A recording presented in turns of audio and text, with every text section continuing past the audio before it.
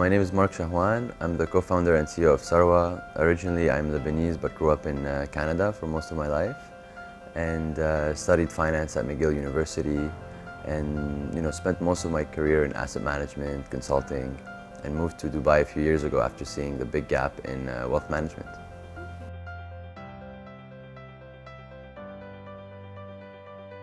Well, the idea of Sarwa, first of all, Sarwa means wealth in Arabic. So it speaks to what we wanted to achieve, which is a very simple, transparent way of going about managing your money.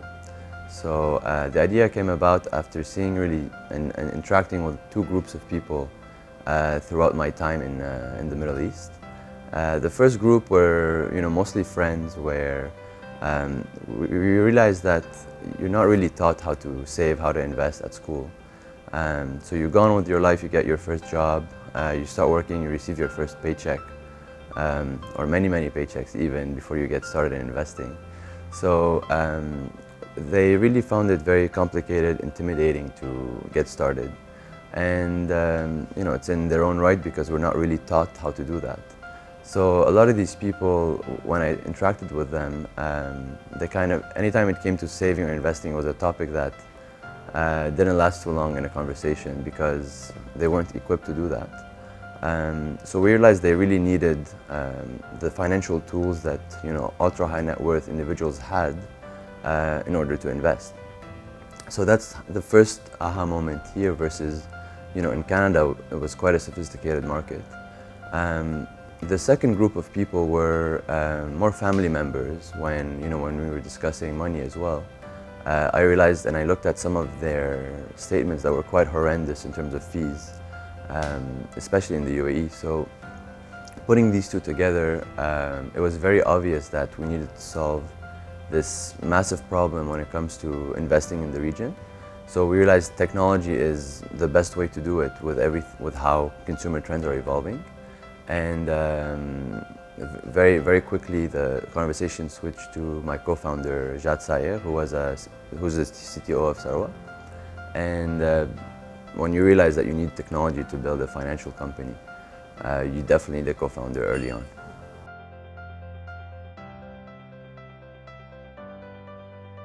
As soon as we realized we want to do this, the first step of the journey was to form an amazing team.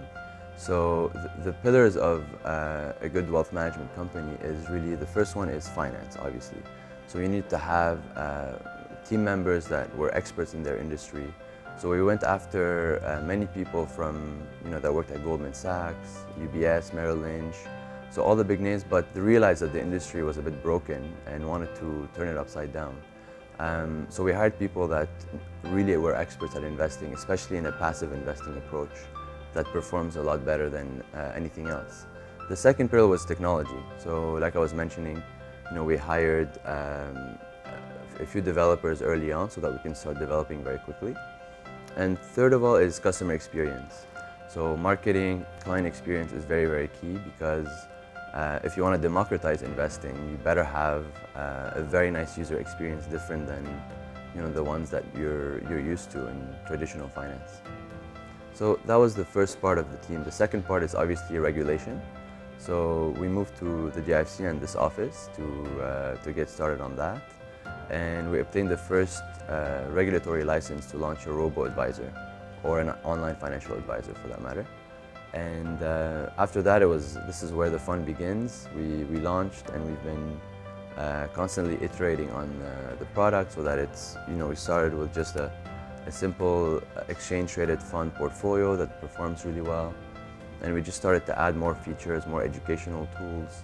We're looking at the saving area as well to help people save, not just invest.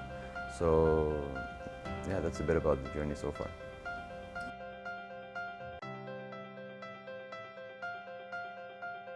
The way we're different is a few things. The first one is better returns. Ultimately, what we care about, we want to empower people to live the life they want with better finances.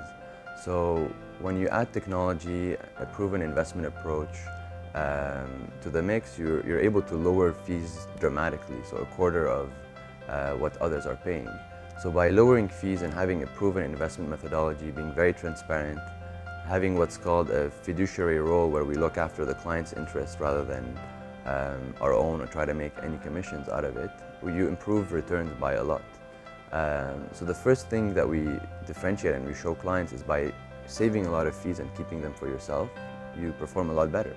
And performing a lot better can mean an earlier retirement, a second home, funding your children's education. So it has dramatic improvements.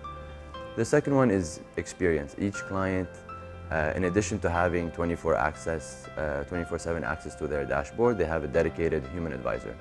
So people don't feel like, people get started much quicker because they know they can have someone they can rely on as their wealth grows.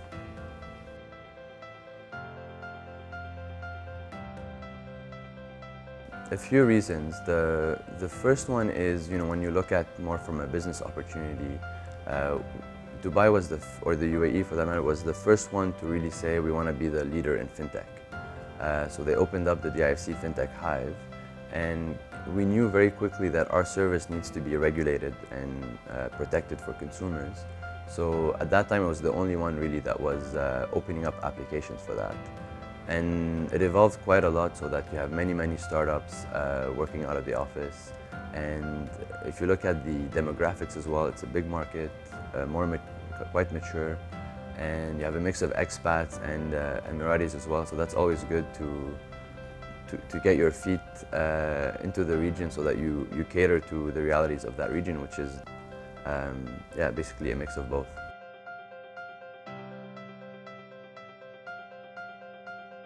FinTech's growing a lot because it's been an industry that's kind of been dormant. Before the FinTech accelerators and the regulation that's following, now venture capital firms are backing this industry. So I think last year was the #1 industry that was funded, or at least the first half of 2019. There's a lot of money going into it to back startups that are solving problems. And the reason it's booming is there are massive gaps, whether it's wealth management, payments, insurance, lending. So all of these things where when you look at it and you see how some of the traditional players have delivered in terms of performance, fees, client experience, when you break it down, a lot of these opportunities show up, and startups are very well equipped to solve them because they can roll out a solution very quickly in a very agile way. The challenge of FinTech, I think, is reinventing how you earn trust as a startup. Typically banks, you trust them because they're old and have quite fancy buildings. Now trust is more about transparency, about exceptional client experience, the people that you're interacting with, to interact with like-minded people, to educate, rather than make something so complicated that you jump right into it.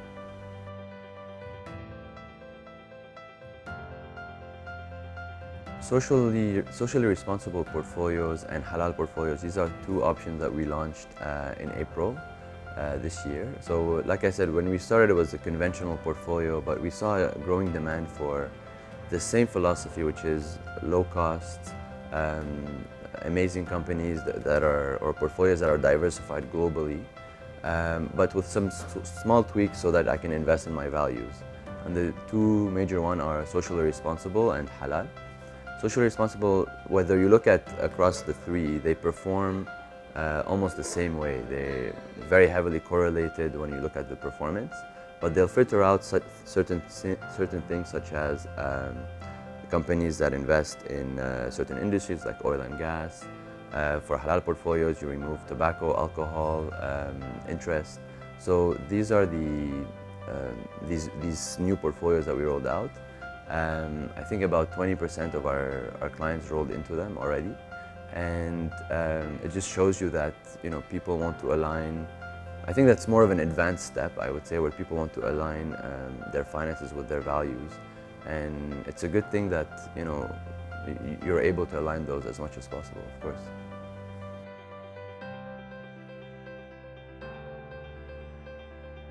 Yeah, so in terms of the product line, investing is where we started, and we're continuing to make it easier, better. So certain services we launched are a portfolio review service. So for example, realized that people have like $100,000, sometimes $200,000 that they were able to save up, and they want a second opinion around the fees, the performance about that. So we're continuing to roll out these features and services to help people. And in parallel, we're expanding beyond the UAE as well, so that we can cover at least the GCC region with some countries such as Lebanon, Egypt, beyond that. Because ultimately, the Arab world in general hasn't been as lucky to have a culture and an offering about saving and investing.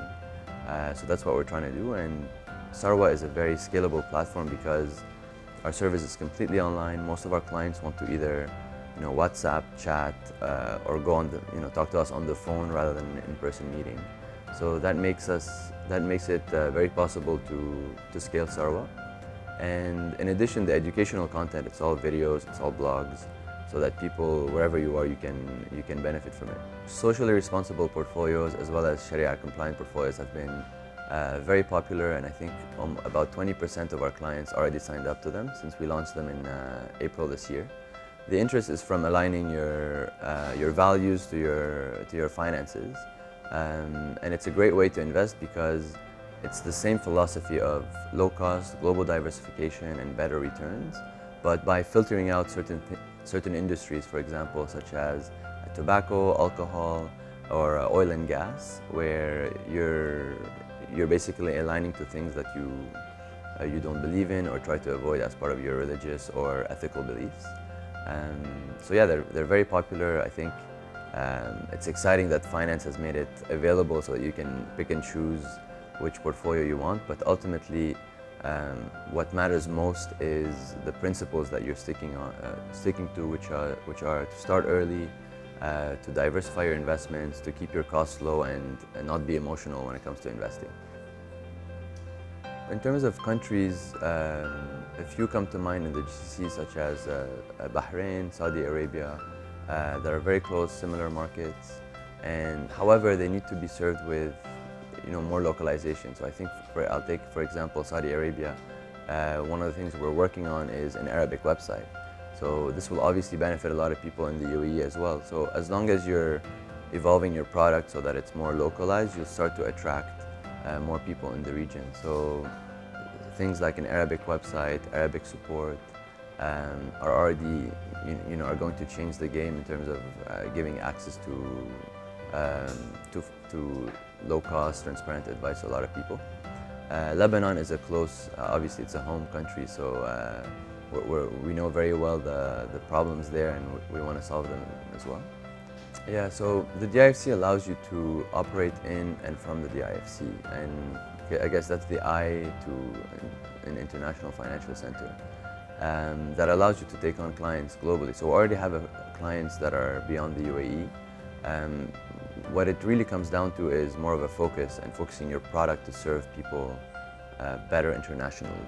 So our focus is really the MENA region, and to serve it better, you don't necessarily need to go and have a physical presence and get regulated in each one.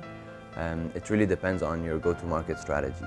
So for us, it's a lot of reverse solicitation, it's a lot of organic online way of doing things. So that's why you don't necessarily need to have certain events. We love having events here actually at the office, but the strategy will be revised for the unique needs of each market.